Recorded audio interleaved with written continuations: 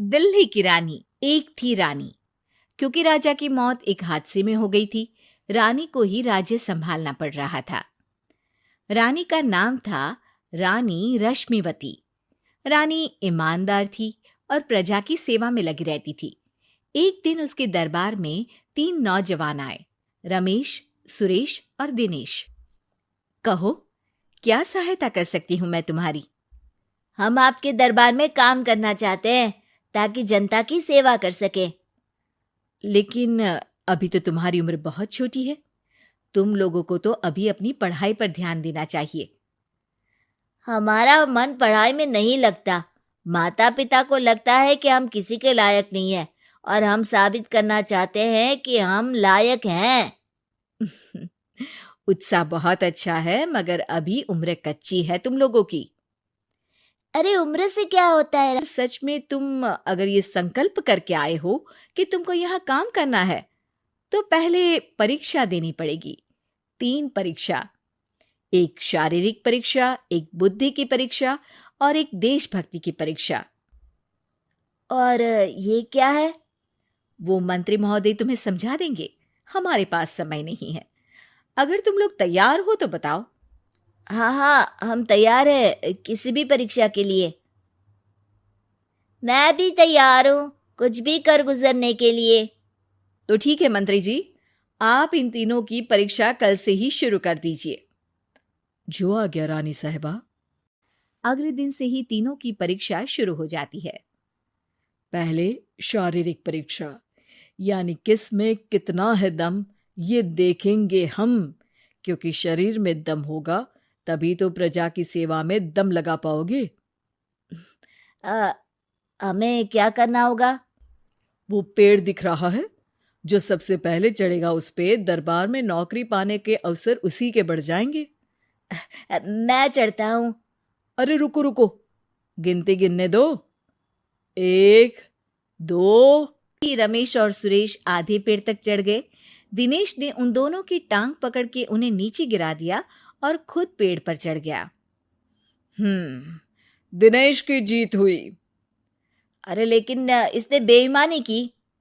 बेईमानी नहीं की, बुद्धि लगाई। शरीर के दम के साथ दिमाग में भी दम होना चाहिए। क्यों मंत्री जी? हाँ, बात तो तुम्हारी सही है, लेकिन बात अगर बुद्धि की है तो बुद्धि की असली परीक्षा हम कल लेंगे। शाम को जाकर मंत्री रानी को सब बता देते हैं। यानी दिनेश उन सब में ज्यादा होशियार है। जी रानी साहिबा। अगले दिन तीनों की बौद्धिक परीक्षा का समय होता है। आज हमें क्या करना है मंत्री जी? थोड़ा सब्र करो, कल जल्दबाजी में ही हारे थे तुम। सही कह रहे हैं मंत्री जी। अरे तू क्यों ज्यादा बोल रहा है? तू भी तो हारा था ना कल। ए दिनेश, ज्यादा होशियार मत बन। अरे लड़ो मत। आज की परीक्षा पर ध्यान दो। आज की बौद्धिक परीक्षा में ये कुछ बोरे हैं, कुछ में नमक है और कुछ में रुई। जिसको जो ले जाना है उठा लो। देखते हैं कि कौन जल्दी से कोई भी एक बोरा नदी के उस पार लेकर जाता है। समय शुरू होता है अब। तीनों बोरों की तरफ बढ़ते हैं। सुरेश, नमक की बोरी भारी है, होगा। रमेश और सुरेश ये सोचकर हंसते हैं कि आज तो दिनेश हार ही जाएगा। दौड़ शुरू होती है। 1, 2, 3। तीनों नदी की तरफ भागते हैं। रुई में वजन कम होने के कारण रमेश और सुरेश आगे निकल जाते हैं और दिनेश थोड़ा पीछे।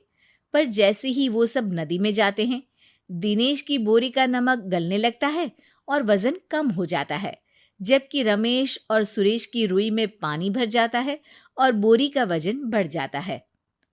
अरे ये इतनी भारी क्यों हो गई रमेश? अरे मुझे क्या पता, शायद जादुई बोरी है। अरे लगता है कि हम बेवकूफ बन गए। बने नहीं हो, तुम हो ही बेवकूफ।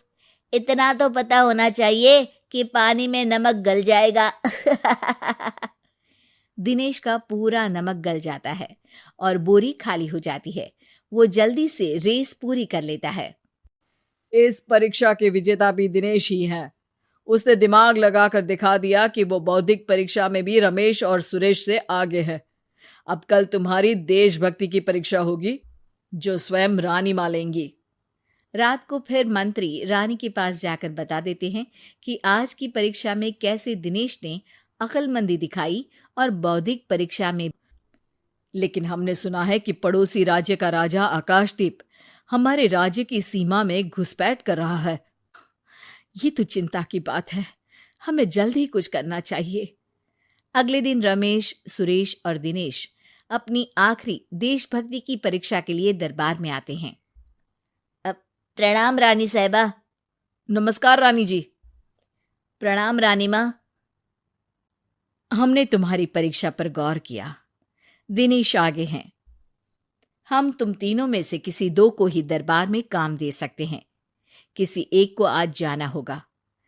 तो देशभक्ति की परीक्षा के लिए तैयार हो? पूरी तरह से। मैं तीनों से एक ही सवाल करूंगी। जिसका जवाब सबसे सही लगेगा उसे तो नौकरी मिल ही जाएगी। फिर दूसरे सबसे सही जवाब देने वाले को भी काम मिलेगा। आप लोगों का समय शुरू होता है अब। ज्यादा सोचने का समय नहीं होगा। जो मन में पहली बात आए उसका जवाब दे। तो सवाल यह है कि तुम इस मिट्टी के लिए क्या कर सकते हो? मैं इस मिट्टी को साफ रखूंगा। यहाँ के लोगों के भोजन की कमी को मैं पूरी करूंगा। मैं यहाँ के लोगों को गले लगा लगा के उनको खुशी दूंगा रानी माँ, और गरीबों के लिए घर बनवाऊंगा। मैं इस मिट्टी के लिए किसी की जान भी ले सकता हूँ रानी माँ। मंत्री, दिनेश को एक तलवार दो। जी रानी जी। दिनेश, पड़ोसी राज आकाशदीप की जान तुम्हारे हाथ में है। जाओ, अपना काम पूरा करो। आज रात को तुम उस पर हमला करोगे जब वो सो रहा होगा। दिनेश वहां से चला जाता है। रानी माँ, ये आपने क्या किया? ये आप क्या कह रही हैं? और क्यों कर रही हैं आप ऐसा? राजा को लगेगा कि हमने उसकी मदद की, उसकी जान बचाकर। वो हमारे राज्य का पीछा छोड़ देगा और हमारा एहसानमंद हो जाएगा। और दिनेश का क्या होगा? इस राज्य को दिनेश जैसे शातिर और लड़ाकू लोगों से ज्यादा जरूरत है, ऐसे लोगों की जो लोगों को खाना खिलाने की और खुश करने की बात करे। और ये गुण सुरेश और रमेश में है। इन्हें नौकरी दे दो। दिनेश बहुत चतुराई से नौकरी हड़पना चाहता था, जिसके लिए उसने रमेश और सुरेश जैसे दोस्तों का भी नुकसान किया। पर रानी ज्यादा चतुर निकली। उसने एक तीर से दो निशाने लगाए। दिनेश जैसे खूंखार युवक को राज्य से बाहर करवा दिया और पड़ोसी राजा आकाशदीप को अपना एहसानमंद कर लिया।